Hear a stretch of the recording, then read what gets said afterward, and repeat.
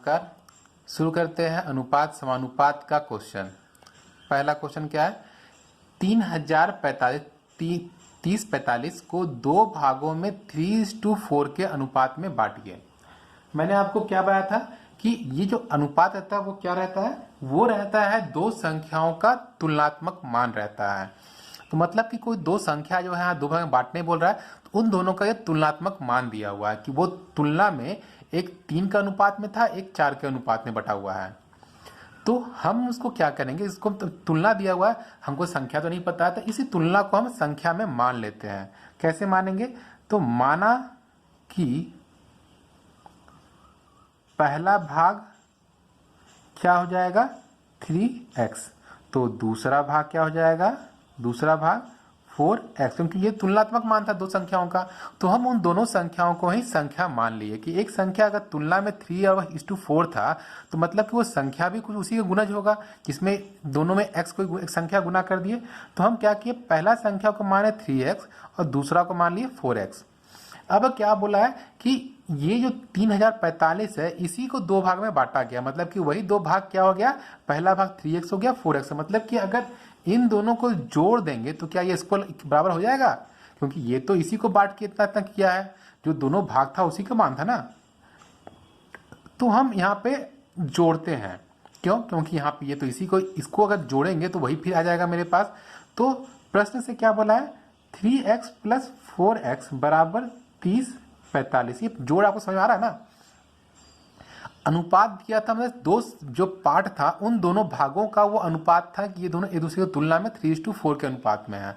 तो हम उसी को तुलना था तो उसी को मान लिए कि वो पहला भाग 3x है और दूसरा भाग 4x है, क्योंकि वो कटने के बाद सबसे न्यूनतम मान रहता है। तो हम मान लिए कि वो कटने के पहले वो किस तरह में था, 3x और 4x में है। अब उन दोनों को भाग को ही अगर हम जोड़े तो मेरा इतना आ रहा था। अब हम इसको सॉल्व करते हैं, ठीक है? तो 4 3 7x = 3045। सो x = 3045/7। काटते हैं इसको, ये काटे तो काटने में कितना बार में कटेगा, ये 4 3 5, 4 बार में ये पूरा पूरी कट जाएगा। मतलब कि मेरा x का वैल्यू कितना आया, 4 3 5। अब हमको अगर x का वैल्यू पता है तो क्या हम पहला भाग और दूसरा भाग निकाल सकते हैं, क्योंकि पहला भाग क्या 3x माने थे, दूसरा भाग को 4x माने थे। मतलब x का वैल्यू वहाँ पुटिंग करना, दोनों में x इक्वल रहेगा। तो पहला भाग क्या हो जाएगा, पहला भाग 3 गुना 4 3 5 और दूसरा भाग 4 गुना 4 3 5। जब आपको ये निकल गया है तो 3 गुना 4 3 5 कितना हो जाएगा, 1 3 0 5, और ये कितना हो जाएगा 1 7 4 0। यही दोनों को अगर जोड़ेंगे तो वो आपका फिर से 3045 आ जाएगा। तो ये आपका क्या हो गया, ये आपका आंसर हो गया। समझ में आया आपको? अब देखते हैं अगला सवाल। सवाल क्या है, 5 5 9 559 को ए बी और सी में इस प्रकार बांटा गया है कि 2 गुना है ए का भाग, 3 गुना है बी का भाग और 4 गुना है सी का भाग। मतलब जितना भी सी का भाग है उसका 4 गुना, जितना बी का भाग है उसका 3 गुना, जितना ए का भाग हो उतना 2 गुना, वो सब बराबर होगा। तो सी का भाग ज्ञात करें। हम लिखते हैं, ठीक है? 2 गुना है ए का पोर्शन, ठीक है, 3 गुना है बी का पोर्शन और 4 गुना है सी का पोर्शन। ये हमको गिवन है, हमको सी का पोर्शन निकालना है। क्योंकि अब इस जो गिवन है इसको क्या कीजिए कि इस ये देखिए यहाँ पे क्या है कि ये ए का टर्म में है, ये बी का टर्म में है, ये सी का टर्म में है। हमको किसी का वैल्यू तो पता नहीं है, तो हम क्या करेंगे, यहाँ पर एक इन सभी को तुलना कर लेंगे x से कि ये सब का सब x के बराबर है। तो ये इसके बराबर हो गया, ये भी इसके बराबर हो गया, ये भी इसके बराबर हो गया। तो हम पहले 2 गुना a = x का तुलना करते हैं। तो a बराबर क्या हो जाएगा, x/2, क्योंकि a ऊपर 2 ऊपर है, नीचे आ जाएगा। हमको a का वैल्यू अलग, एक सबको एक की वेरिएबल के रूप में लाना है। ये पहला का हो गया, ठीक है। अब 3 × b को x से तुलना, इसको फिर इससे करेंगे। तो यहाँ पर b = क्या हो जाएगा, x/3। अब फिर इसको करते हैं 4 × c = x, तो सी बाय कितना हो जाएगा x/4।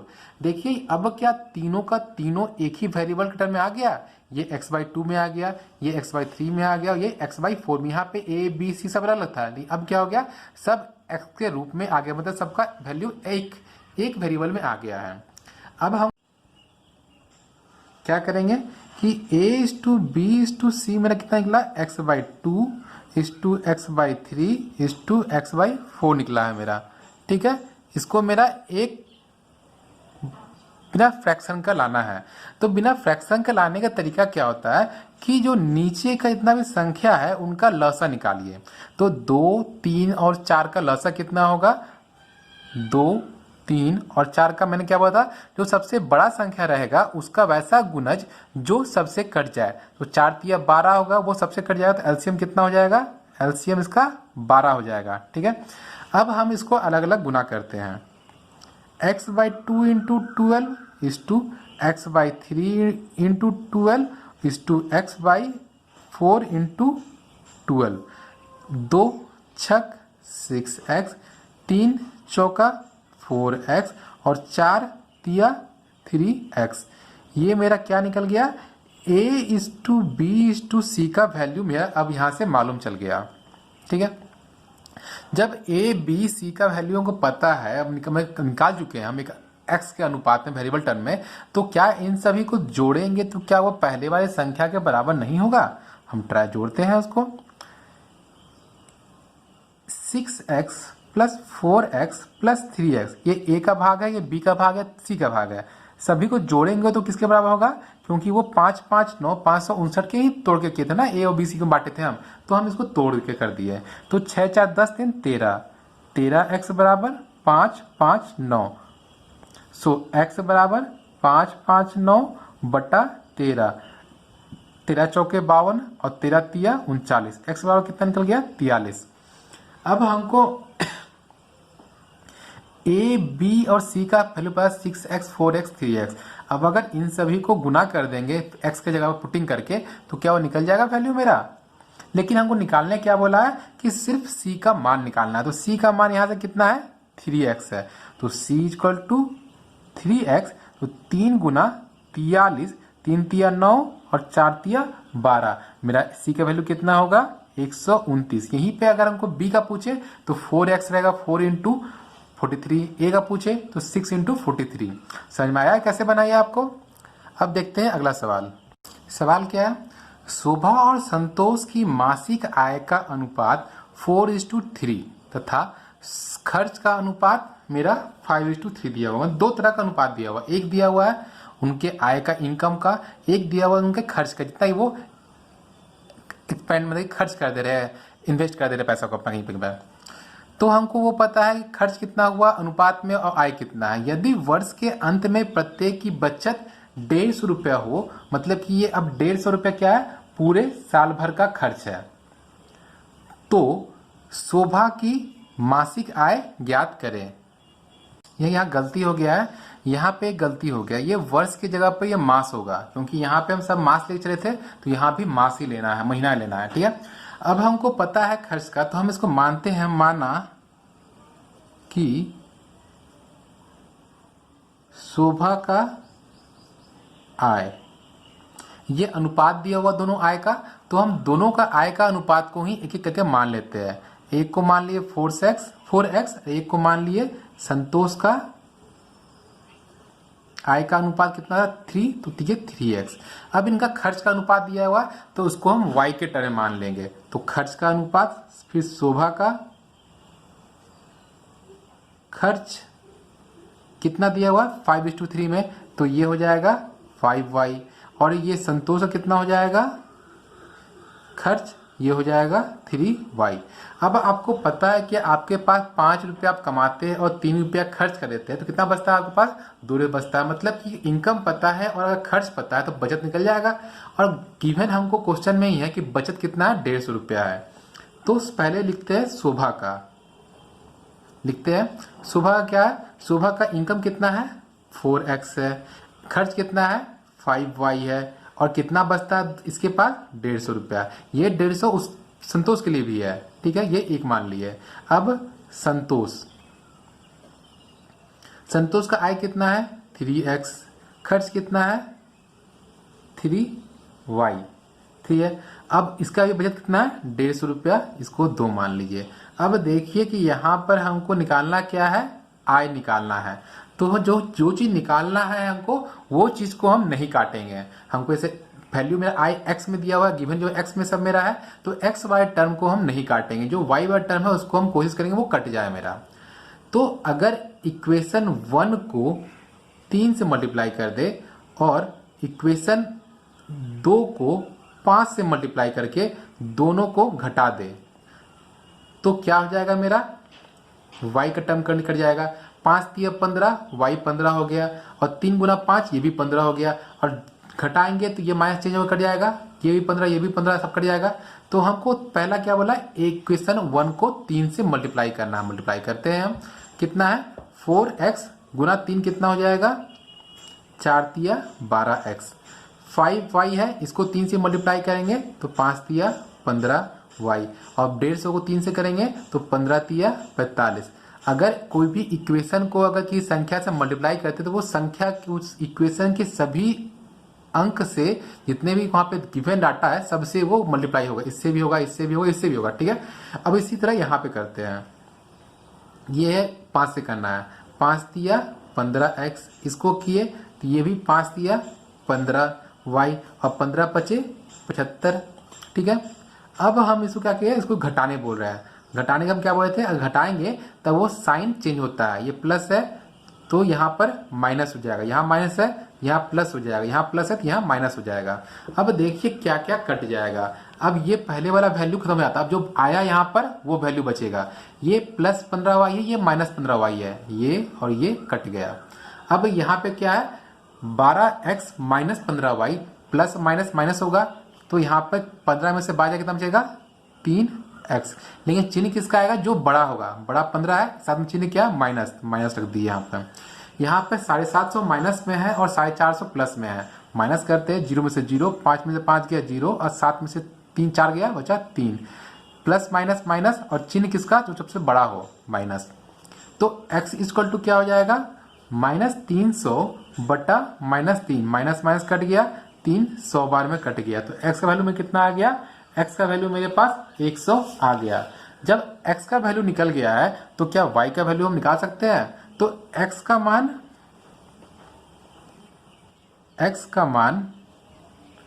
1 में,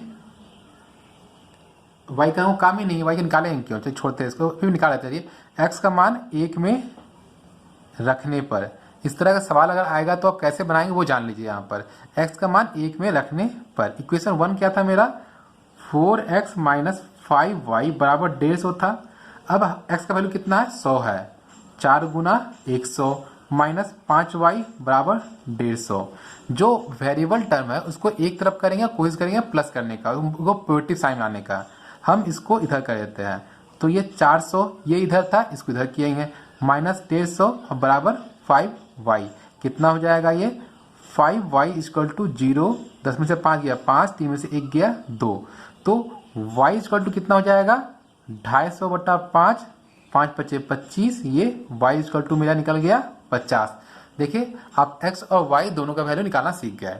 अब आपको यहाँ निकालने क्या हुआ था, निकालना था मेरा शोभा का मासिक आय।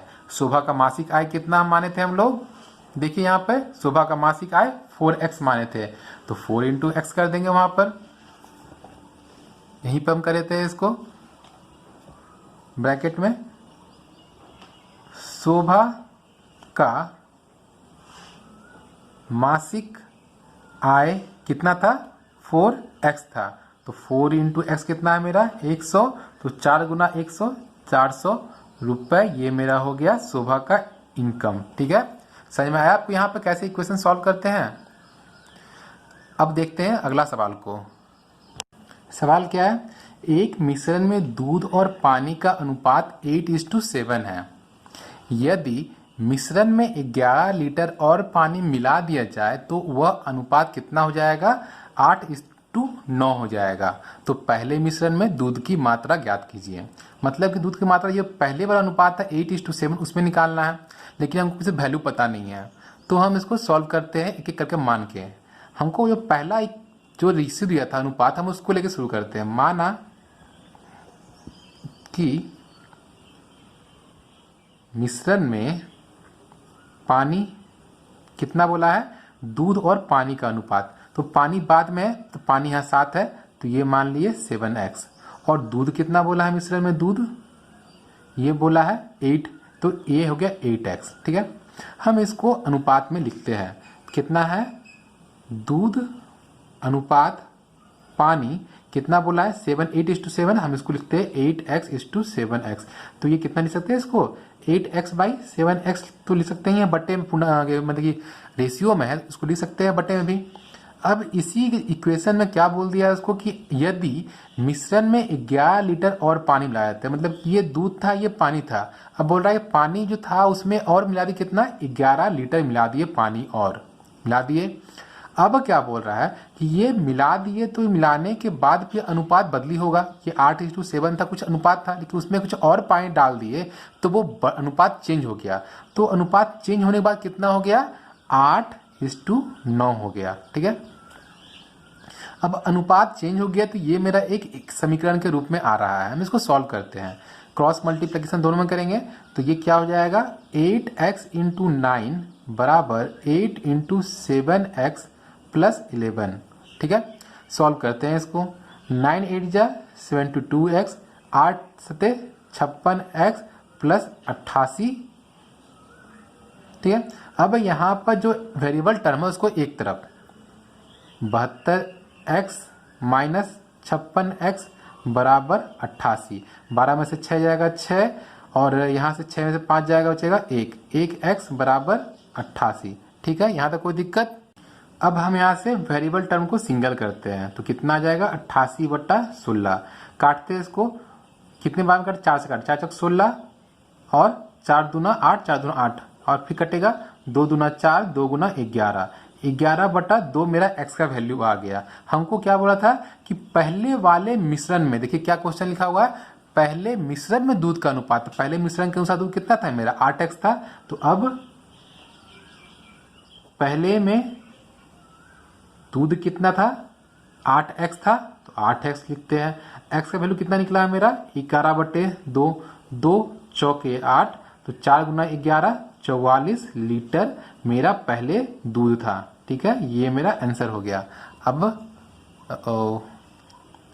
क्या पहले में दूध का मात्रा कितना था वहां पे माने थे हम, मेरा कितना यहाँ कितना माने हैं 8x माने हैं, तो यहाँ पे हम वही किए 8x लिखे, तो x का वैल्यू कितना निकला है मेरा 11/2, 8 गुना 11/2, 2 चौके 8, 4 गुना 11 44 लीटर मेरा दूध था पहले वाले मिश्रण में। अब देखते हैं अगले सवाल को।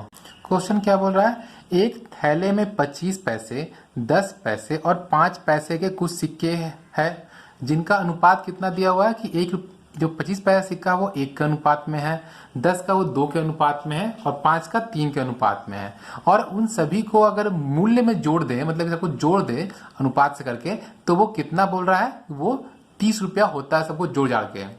तो 5 पैसे का जो सिक्का है वो कितना है वो ज्ञात करना है। ये जो दिया हुआ 1:2:3 वो क्या है, सिक्कों की संख्या का अनुपात दिया हुआ है। ठीक है, तो हम क्या करते हैं, मानते हैं, माना कि 25 पैसे की संख्या कितनी हो जाएगी, 1:25 के लिए है तो ये x मान लिए, 1 गुना x 1x। अब 10 पैसा का कितना बोला है, ये मेरा 2 के अनुपात में है तो ये 2x मान लिए, 2 गुना x, और 5 पैसे का कितना बोला है, ये बोला 3 के अनुपात में, इसको कितना मान लिए 3x मान लिए। ठीक है, अब हमको अनुपात पता चल गया है, ये सिक्कों का संख्या का अनुपात हो गया है। अब सिक्कों का संख्या का अनुपात पता है और प्रत्येक सिक्का का कितना वैल्यू हमको वो पता है, तो क्या इन सभी को गुना करने के बाद जोड़ देते हुआ कुल संख्या, कुल मूल्य आ जाएगा। हम उसी को करते हैं प्रश्न से। अब पहला क्या बोला, 25 पैसा, 25 पैसा कितना होता है, मतलब कि 1/4, मतलब कि पैसा को रुपया में चेंज करना है हमको, क्योंकि यहाँ पे पैसा में दिया, यहाँ रुपया में दिया हुआ है, इसको हम कन्वर्ट करते हैं। पहले x गुना कितना, 25 पैसा x है तो x गुना 25 पैसा, तो 25 को लिख सकते हैं, ये पैसा को चेंज करते रुपया में, ये पैसा में चेंज किए रुपया में, x गुना 25/100। पैसा को रुपया में चेंज करने का तरीका क्या होता है, 100 से भागा देते हैं। तो ये कितना हो जाएगा, 25 चौका, तो x/4। ठीक है, अब हम चेंज करते हैं 2x को। ये क्या है, 10 पैसा वाला है, तो ये हो गया 25 पैसा। अब आते हैं 10 पैसा पर, तो यहाँ पे क्या है, x इंटू 2 है, तो 2x था, तो ये क्या हो जाएगा 2x, ये संख्या हो गया, और गुना 10 पैसा को चेंज करना है, 2x गुना 10 पैसा को चेंज करेंगे रुपया में, बटा 100 करेंगे, 0 0 2 5, तो कितना हो गया, x/5 रुपया हो गया ये भी। अब आते हैं 5 पैसा को, तो ये कितना है, 3x इंटू 5 पैसा। 5 पैसा को चेंज करेंगे रुपया में, कितना हो जाएगा, 3x गुना 5/100, तो कितना हो जाएगा, 5/20, तो 3x/20 ये रुपया में आ गया। अब ये भी रुपया में आ गया, ये भी रुपया, देखिए यहाँ पैसा था, यहाँ पे आगे क्या हो गया, ये सब रुपया में कन्वर्ट हो गया। 3x पैसा था, इसको 5x से गुना, 5 पैसा था, 3x इंटू 5, ये संख्या हो गया, ये इसका मूल्य हो गया। तो 5 पैसा को कन्वर्ट करते हैं रुपया में, कितना हो जाएगा, 5/100, तो काटे इसको, तो 3x/20 आ गया मेरा, ये सब रुपया में निकल गया। अब हमको सबका वैल्यू पता चल गया कि ये कितना रुपया है, ये कितना रुपया है, ये कितना रुपया है। 25 पैसा का सिक्का टोटल मिला कितना हो गया, ये x/4 रुपया है, 10 पैसा का x/5 रुपया है, 5 पैसा का 3x/20 रुपया। अब इन सभी को जोड़ देंगे तो क्या निकल जाएगा मेरा, 30 रुपया के बराबर। इसको जोड़ते हैं, x/4 plus x/5 plus 3x/20 बराबर 30 रुपया। ठीक है, इसको सॉल्व करते हैं। 5, 20 और 4 में सबसे बड़ा कौन है, 20, तो और 20 5 से भी कटता है, 4 से भी कटता है, तो एलसीएम कितना हो जाएगा, मेरा एलसीएम यहाँ पर 20 हो जाएगा। 4 5 20, 4 को भाग दिए 20 से, 5 बार में कट गया, और 5 को x से गुना कर दिए 5x, फिर 5 को 20 से भाग दिए, 4 बार में कट गया, 4 को x से गुना कर दिए, 20 को 20 से भाग दिए, 1 बचा, 1 को 3 से गुना कर दिए, 3x बराबर 30।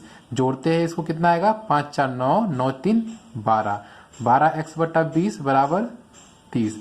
तो x बराबर कितना हो जाएगा, वेरिएबल टर्म को एक जगह छोड़ देते हैं, बराबर 30 गुना 20/12, 6 दूना 12, 6 5 30, 2 10, x बराबर 50। मेरा x का वैल्यू निकल गया। हमको निकालना क्या था कि 5 पैसे की संख्या कितनी है। देखिए हम क्वेश्चन में क्या माने हैं, 5 पैसे की संख्या 3x माने थे, तो क्या हो जाएगा यहाँ पर,